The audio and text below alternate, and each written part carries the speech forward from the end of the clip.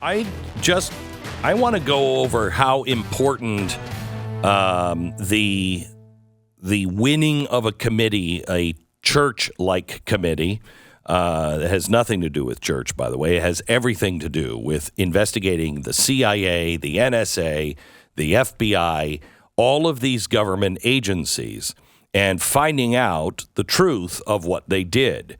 It was headed by a senator from Idaho. His name was Church, and it happened after Watergate. And Americans, like now, had a lot of questions.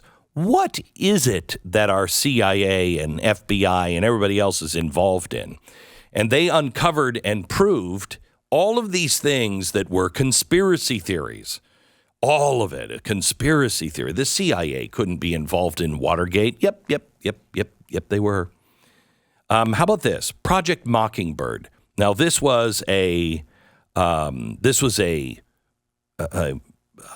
rumor, a conspiracy theory about the CIA. And what they did was, they're not supposed to operate here in America, but they were. And they were manipulating the American news media organizations for propaganda. And Project Mockingbird recruited leading American journalists into a network, and they influenced the operations of front groups. The CIA support of front groups was exposed, and what they were doing is that this front group with these journalists, they were coming out and saying, oh no, this is the way, this is what the story really is about, yada, yada. And they were taking all of their marching orders from the government and the CIA. The church group proved that Project Mockingbird was happening, and then set up, a committee in Congress to make sure that there was oversight on the CIA so they wouldn't do it again. But may I ask you, do you think the Pentagon, the CIA, the FBI, that they have infiltrated and have front groups that are pushing a narrative on our journalists? Absolutely. We know it. Look at what happened again in Russiagate. Look at all of these guys from the CIA, all the guys from the CIA. This has all the earmarks of a Russian propaganda when they knew that wasn't true. Yeah, I mean, we've seen several examples of this. I mean, going back to Ben Rhodes and the Obama administration, who went to the press and said, we told them, basically admitted, we told them lies about Iran because none of these reporters knew anything about it, so they'd believe anything we said. We've seen that over and over and over again. I mean, they are, the attempt is not shocking, but when we catch them, there should be consequences. Accountability. We should care. It took a long time. Many of these were well-known conspiracy theories, and that's how they were referred to, as conspiracy theories, and nobody would report on them until the church committee. We have Chip Roy on. Chip, thank you. Hey, Glenn. From many of the American people, thank you. It should come from all quarters of the American people, because I don't think what you gained was partisan at all. And so thank you.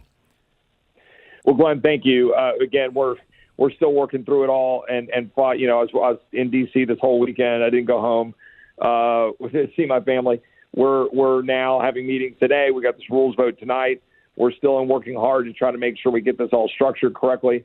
I do think we won a significant battle of public opinion by the end of the week. Oh, yeah. That we were trying to fight for structural, fundamental, transformational changes.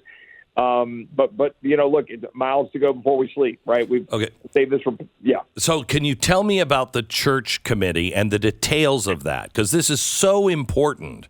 Did we really get what we hope we got? We got a lot of what we hoped we would get. I would have preferred slightly more independence to elevate it to the level that I thought was critically important given the extent of the weaponization of government. However, given the track record of Jim Jordan being willing to take on the establishment in this town and take on and do the kind of investigative work necessary, We agreed for a number of reasons to put it as a subcommittee within the House Judiciary Committee, but it would have autonomy to a degree, obviously with Jim on the subcommittee, and significant players that would be off of the Judiciary Committee, combined with the smart lawyers on Judiciary Committee who know how to execute this sort of thing, with broader jurisdiction to be able to touch on intel and other things. So we're still dotting every I and crossing every T. Literally today, as we speak, we believe we have an agreement in principle that we think will give us significant more power and scope to go after the weaponization of government. But we're still fighting through it all today. So when it comes to the details, and especially of the church committee, is there anything that we should know, or anything that they can take away at this point? No, I mean, look, I think what we're now trying to do is figure out the who and the exact mechanics. We pressed for bigger budget, bigger staffing, bigger breadth of jurisdiction to be able to make sure that, for example, it's not enough just to say, oh, the Judiciary Committee will go after the FBI, and Energy and Commerce will haul Anthony Fauci in for some healthcare stuff, and Homeland Security will do something because it's China. We need to have a centralized command and control ability to go across the entirety of the federal government to see who was talking to whom, to go after the American people for what reason, whether it was related to COVID, whether it was, domestic terrorism, for parents who were going to the school boards, whether it's DHS, what the intel community is doing, who's collecting information on people, what do they do after January 6th. We need to be able to go broadly and look and dive into and hold this administration accountable. We think we've achieved that to a significant degree, but the who and the exact mechanics are going to be important. But again, Jim Jordan is a good friend with a track record, and we've given broader jurisdiction within this subcommittee. We're working again on who and what. And it has the teeth to, if it's Fauci, if any of these things happen, you can defund and recommend for criminal behavior if it's found? Well, for sure we can go. Look, first of all, we've got to exercise the power of subpoena. That's something the House does. Like, the committees don't do it blindly, right? The committees have to go to the House. The House then executes a subpoena. If you're talking about the what we're going to be able to do to hold them accountable, look, on defund, the Senate, they screwed us, Glenn, when they passed that bill in December. So we don't have defund power until next October. So we're going to spend now 9 months building up to a conservative budget, conservative spending that will restrain Leviathan. We got that promise, that pledge to cap at 22 levels and to budget within 10 years and balance. That's hard. If we do that, we're going to be beating the crap out of non-defense discretionary in order to get there.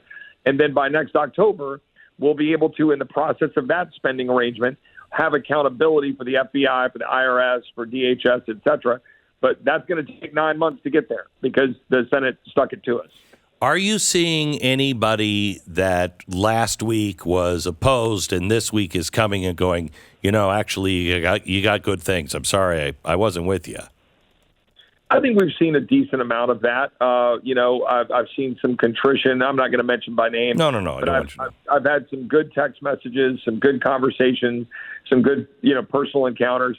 There's still a little bit of, hard feelings. And frankly, there's a lot of misinformation. A few of my colleagues have gone out there and said, oh, you guys did a backroom deal yourself. I said, hold on a second. We posted on December 8th a letter listing the things that we thought we needed. We put it out there for public consumption. We debated within the four corners of roughly that agreement or that set of asks, and did that right up until D-Day on Friday, trying to extract the right level of promises and belief system that we would get there. We were given enough tools that gave us comfort that we moved the needle. But, it's going to take a while to execute and make sure we can get it done. This is the first time I have seen the media end up on the Freedom Caucus side or the side of the Constitution. Usually when you fight like this, the Republicans never win. Why the change and what do you learn from this? That standing up and fighting for something that everybody on all sides should want is popular or worth doing, or what is it you take from this? Well, part of the problem for the American people is the opaqueness, right? Like, it was kind of cool having the C-SPAN cameras following us on the floor, watching us talk, seeing how we're engaging. It was important to have 434 bodies there on the House floor this entire week. It was important to be able to get up and give speeches somewhat open-ended in front of the whole body and see what would happen. For example, when I stood up and nominated Byron Donalds, for the first time we had 2 Black Americans in nomination for Speaker of the House. And to say that's not, you don't own playing, games about race over there on the Democratic side. We stand up for people that we believe, regardless of skin color, and are willing to stand up behind someone like I did, like Byron Donalds, because I believe in him. I want him, not Hakeem, and I don't care about his skin color. In the end of the day, we worked out a deal and an arrangement, including with Byron sitting at the table at the room with me and with Dan Bishop and Scott Perry from the Freedom Caucus and others. We worked out an arrangement that we think will improve things. It ain't going to be perfect. It's a majoritarian body. I can't own 218 people's votes. I have no right to. I have the ability to try to persuade. We are moving the needle.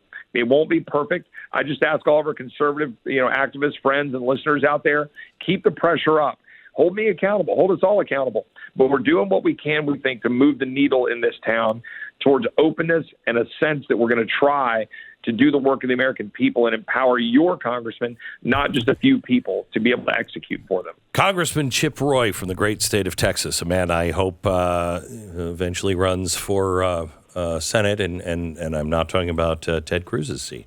A guy who has actually fought and come forward with the goods at the end. Thank you, Chip. I appreciate everything you do. God bless. God bless you, Glenn Beck. Thank you. Take care.